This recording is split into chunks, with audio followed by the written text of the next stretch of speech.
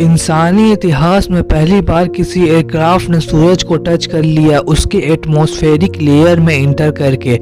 इसके साथ ही ये एयरक्राफ्ट एक और चीज को अचीव कर लिया। यह इंसान के द्वारा बनाया गया अब तक का सबसे फास्ट मूव करने वाला ऑब्जेक्ट है। इसकी light speed 7 lakh kilometre per hour है। ये इतनी स्पीड है कि ये एयरक्राफ्ट पूरे अर्थ का चक्कर सिर्फ 3.5 सेकंड में लगा सकती है। इसका नाम है पार्कर सोलर प्रोब, जिसको सूरज को स्टडी करने के लिए बनाया गया था। अब ये सवाल मन में आता है कि ये एयरक्राफ्ट सन के इतने करीब होने के बाद भी क्यों नहीं पिघलता है और परफेक्टली काम भी करता रहता है। असल में होता यह है कि 19वीं सेंचुरी में साइंटिस्ट सूरज पर स्टडी कर रहे थे और उससे आने वाली कलर के वेवलेंथ से सूरज का टेम्परेचर का अनुमान लगा रहे थे। हैरानी तौर पर उन्हें ये मालूम चलता है कि सूरज का सरफेस का टेम्परेचर 5000 डिग्री सेल्सियस से भी कम है, लेकिन उसके एटमॉस्फेयर का टेम्परेचर 1 मिलियन डिग्री सेल्सियस से भी ज्यादा है। तो ये बात उनको समझ नहीं आई। जैसे हमारे अर्थ की एटमॉस्फेयर की लेयर है ट्रोपोस्फेयर, स्ट्रेटोस्फेयर, मेसोस्फेयर, वैसे ही सन की भी लेयर है फोटोस्फेयर, क्रोमोस्फेयर एंड कोरोना। सन की इस कोरोना लेयर में ही लाखों डिग्री का टेम्परेचर है। तो ये एक कंफ्यूजिंग सिनेरियो था साइंटिस्टों के लिए। लेकिन 1958 में एक अमेरिकन एस्ट्रोफिजिशियन यूजीन पार्कर ने एक ऐसी डिस्कवरी की जिससे इन सारे सवालों का जवाब मिल गया। हाँ, ये वही पार्कर है जिसके नाम पर ये स्पेसक्राफ्ट है, पार्कर सोलर प्रोब। पार्कर ने ग्राउंड रिपोर्ट पब्लिक किया जिसका नाम था dynamic of the interplanetary gas and magnetic fields. इसमें इन्होंने बताया कि सूरज हर वक्त अपने अंदर से चार्ज पार्टिकल प्रोड्यूस करता रहता है स्पेस में, जिसको सोलर विंड कहा जाता है, और ये मेनली प्रोटॉन और इलेक्ट्रॉन होते हैं। इन्हीं चार्ज पार्टिकल के निकलने से सूरज को एटमॉस्फेयर का प्रेशर लाखों डिग्री है। लेकिन उसके इस काम को शुरू में किसी ने अहमियत नहीं दी, लेकिन बाद में साइंटिस्ट कंफर्म करते हैं कि सोलर विंड वाकई में एग्जिस्ट करते हैं। बाद में पार्कर का ये रिपोर्ट फाउंडेशन बना बेसिक अंडरस्टैंडिंग के लिए। ये तो क्लियर हो गया था कि सोलर विंड एग्जिस्ट करती है, लेकिन ये नहीं पता चला कि ये क्यों एग्जिस्ट करती है और इसका फिनोमिना क्या है। इसको स्टडी करने के लिए नासा ने स्पेसक्राफ्ट बनाने की सोचा जो सन के एटमॉस्फेयर में जाएगा और स्टडी करेगा। लेकिन सूरज के एटमॉस्फेयर में टेम्परेचर लाखों डिग्री था, तो इस एयरक्राफ्ट को इस तरह डिजाइन करना था ताकि ये मेल्ट ना हो। इसके लिए साइंटिस्टों ने एक बहुत यूनिक डिजाइन तैयार की। इस प्रोब की आगे एक कार्बन सील लगाई गई हीट से बचने के लिए। इस सील की खास बात यह है कि इसे स्पेशली लैब में बनाया गया है कार्बन फोम से। ये कार्बन फोम अंदर से 97% खाली है ताकि ज्यादा हीट इसके अंदर ट्रैप ना हो सके और ये एक इंसुलेटर की तरह काम कर सके।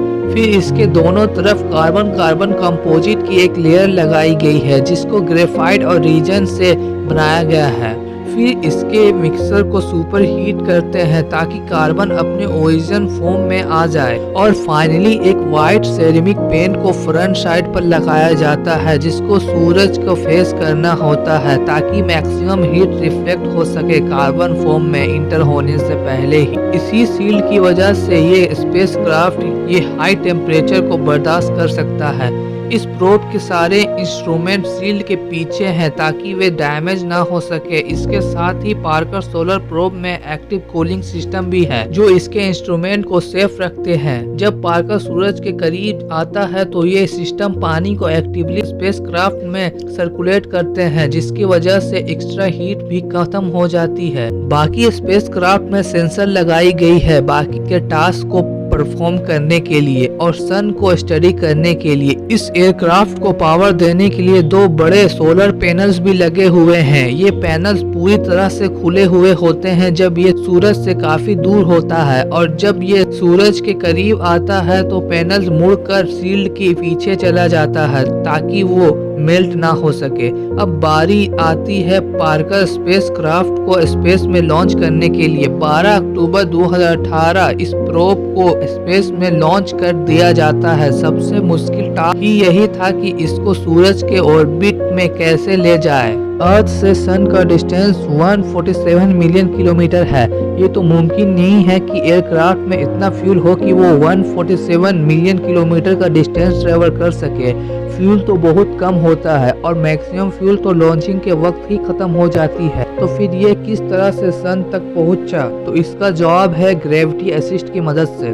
ग्रेविटी असिस्ट होती है कि कोई प्लैनेट है, उसकी ग्रेविटी होती है और वो चीज़ों को अपनी तरफ अट्रैक्ट करती है। जब वो स्पेसक्राफ्ट उस प्लैनेट के पास से गुजरेगा तो उस वक्त उस प्लैनेट की ग्रेविटी की वजह से वो अपने स्पीड को तेज कर सकता है और अपने डायरेक्शन को एडजस्ट करके आगे की ओर बढ़ सकता है। इस डायरेक्शन को एडजस्ट करने के लिए स्पेसक्राफ्ट में प्रोपल्सन सिस्टम होता है जो इसका एंगल सेट करने के लिए होता है। तो बस इस एंगल को सेट करते वक्त ही फ्यूल का इस्तेमाल होता है। उसके बाद स्पेसक्राफ्ट स्पेस में बिना किसी फ्यूल की मदद से मिलियन किलोमीटर ट्रेवल कर सकता है। पार्कर सोलर प्रोब को सन पर जाना था तो साइंटिस्टों ने इसके सबसे नज़दीकी प्लैनेट वेनस को चुना ग्रेविटी असिस्ट के लिए।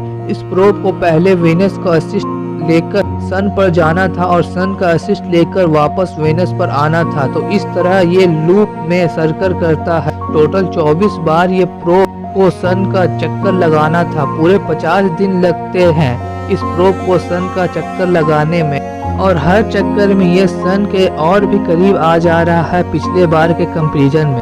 29 अप्रैल 2021 में ये प्रोब अपने 8वें चक्कर में फाइनली सन के कोरोना लेयर में इंटर कर गया है। अब इस प्रोब को बहुत से टास्क दिए गए हैं स्टडी करने के लिए। पहले टास्क है सोलर विंड्स को समझना कि ऐसी क्या मिस्टीरियस चीज है कि इन पार्टिकल को हाई स्पीड में स्पेस में फैला रही है। इस विंड को सही से स्टडी करके हम वेदर के बारे में समझ सकते हैं। इसका दूसरा टास्क है सूरज के आउटर लेयर कोरोना का करीब से स्टडी करना और ये पता करना कि क्या ये लेयर 1000 डिग्री ज्यादा गर्म है सूरज के सरफेस के मुकाबले। इसका तीसरा टास्क है सूरज के प्लाज्मा और डायनेमिक स्ट्रक्चर को समझना ताकि सोलर विंड पहली बार शुरू कैसे हुई ये पता चल सके।